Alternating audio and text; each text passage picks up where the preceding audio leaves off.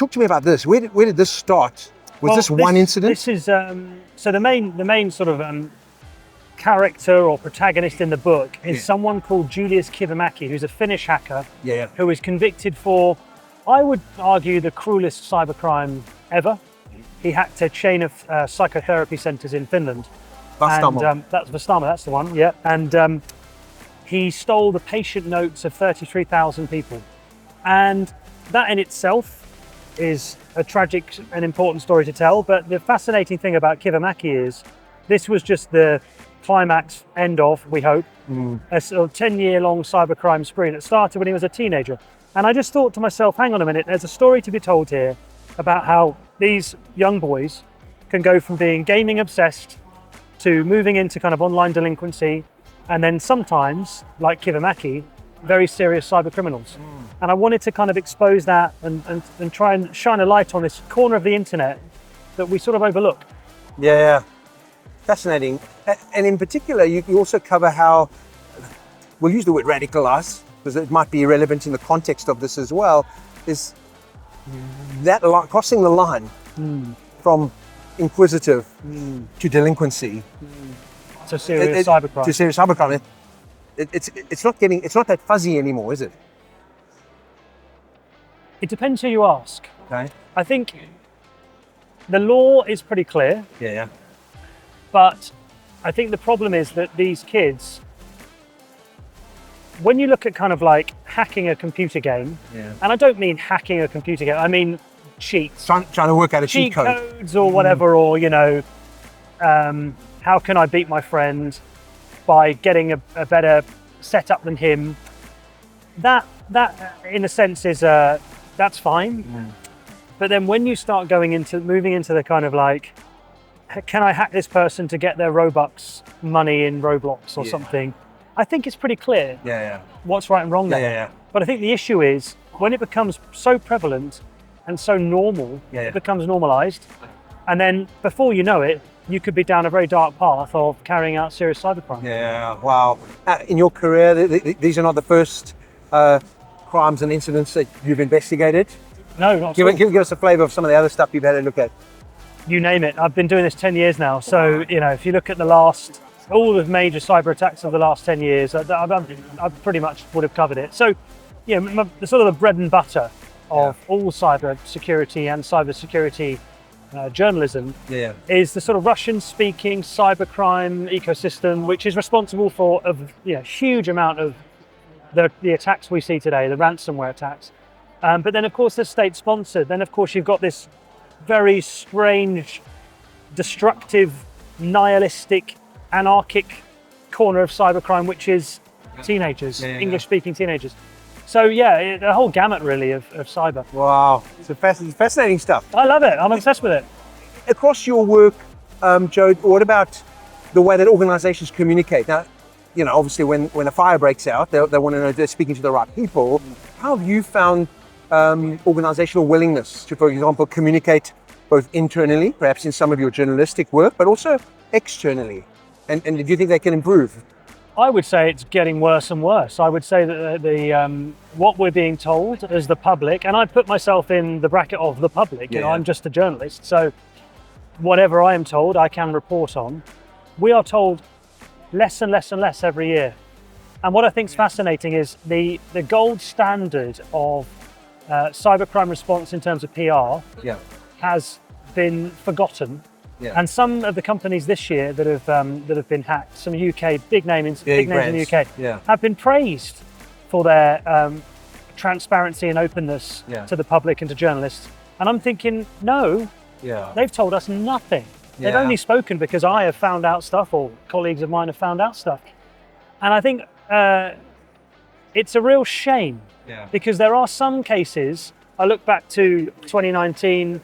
Norsk Hydro attack in the aluminium maker in Norway. Gold standard. They were honest and open from the very beginning. We're not paying. We've been hacked. We're gonna take a hit here. Sorry, customers. Sorry, the public. Regular updates. Us against the bad guys. Whereas I think the issue we have nowadays is that I don't know where the advice is coming from, But from my perspective as a journalist, and I will always lean towards transparency, I know that, that's the prism with which I look at things. It's pretty dire. And it Why do you think frustrates that me. is, though? Why do you think there's the shift to a cloak? I think some companies are paying the ransoms, which means they don't want to talk about it. And I understand that. You know, I'm not here to judge whether or not that's the right decision for an organization or not. But I think they're also getting some pretty, well, I would argue, bad advice. And when I say bad, I don't mean bad necessarily for them. It might be good for them. Lawyers or NCSC say, don't say anything, don't say anything. That might be good for them. But it's bad for the overall societal problem of cybercrime, in my view as a journalist, because I feel like if we're not talking about these things, then we're not learning. And it's been going on now so long. How many years have we had ransomware causing major problems? 5 years, 6, 8 years? I don't know.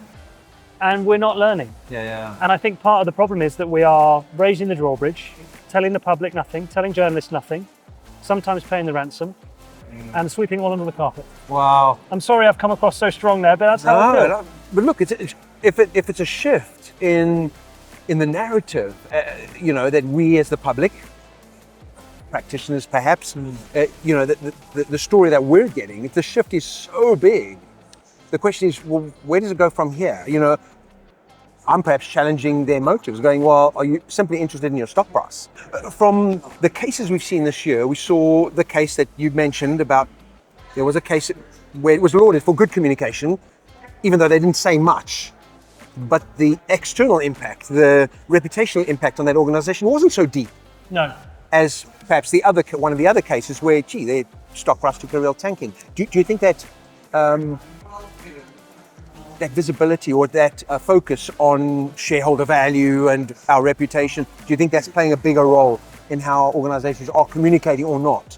Yeah, I think it all comes back to that. And I think damage limitation. And I think also if you look at the kind of raison d'etre of some of these big corporations, it's all about the shareholders and it's all about the profits. And you know, I know that's the world we operate in, and that's fine. That's not the world I operate in. I operate in a world of let's tell the public as much as we possibly can so we can learn from it, so we can arm ourselves against future things. Because the thing is, when I do a story and I find a company or a victim that wants to talk, it's 1,000 times more powerful than these stories where you hear the very, very basic, we care about your security, we've hired experts, we are going to make sure that this doesn't happen again. You know, you have these boilerplate responses.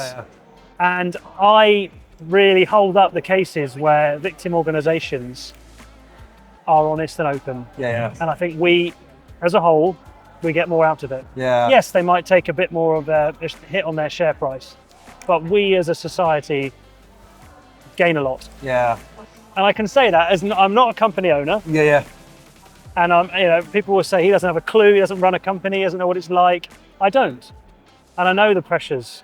I've spoken to people that have been in the through the ringer when a cyber attack hits. But when you are able to be strong in your response, both in terms of the technicals, but also in terms of the public outreach, I just think that's superb. Maybe the context is, I'm sorry, we tried our best, but we've been beaten in this case, and now we're going to look to a recovery. Maybe that kind of transparent communication is what we need to see more from senior leaders. I would argue. You know, CEOs and so on in a situation like this. Wow. Well, Joe, what a pleasure. Honestly, to have a few minutes with you. I really appreciate your time. Thanks. Nice to meet you. Have a great day. Thanks a lot. Take it easy.